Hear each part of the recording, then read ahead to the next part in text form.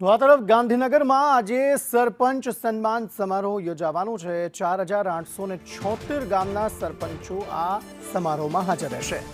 761 સમરસ ગ્રામ પંચાયતોને grant ફાળવવામાં આવશે, જ્યારે 35 કરોડથી વધુ ગ્રાન્ટની ફાળવણી આજના દિવસે કરાશે। મહિલા સમરસ ગ્રામ પંચાયતના 600 સભ્યો પણ જોડાશે। મહાત્મા મંદિર ખાતે આ સન્માન સમારોહ યોજાવાનો છે, જેમાં કેન્દ્રીય મંત્રી સી.આર. પાટીલ પણ આ કાર્યક્રમમાં જોડાવાના છે। વિવિધ ગ્રામ પંચાયતોને સર્ટિફિકેટનું પણ વિતરણ અહીં કરવામાં આવનાર છે। જવાન પર ગરીબી મુક્ત ઉન્નત આજીવિકા ધરાવતી પંચાયત નાખડા ગામની સ્વસ્થ પંચાયત તરીકે પસંદગી થઈ છે, જ્યારે કણિયાલ ગામની બાળ મૈત્રીપૂર્ણ પંચાયત તરીકે પસંદગી થઈ છે। તો અલગ અલગ પંચાયતોને અલગ અલગ કાર્યના ભાગરૂપે તેમને રિવોર્ડ આપવામાં આવશે। રાસનોલ ગામ પર્યાપ્ત પાણી ધરાવતી પંચાયત છે, જ્યારે નવા ભુણિન્દ્રા ગામ સ્વચ્છ અને હરિયાળી પંચાયત તરીકે નામ પામી છે।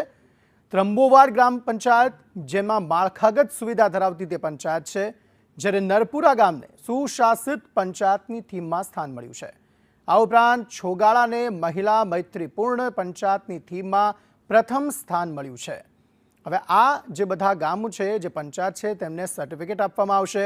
ભાવનગરમાં સૌથી વધુ 103 સમરસ ગ્રામ પંચાયતો છે, જ્યારે મહેસાણામાં સૌથી વધુ 9 મહિલા સમરસ ગ્રામ પંચાયતો છે, જેમને પણ રિવોર્ડ એવોર્ડ આપવામાં આવશે। 4876 ગામના સરપંચોનો સમારોહ યોજાવા જઈ રહ્યો છે। 35 કરોડથી વધુની ગ્રાન્ટની ફાળવણી અહીં કરવામાં આવશે।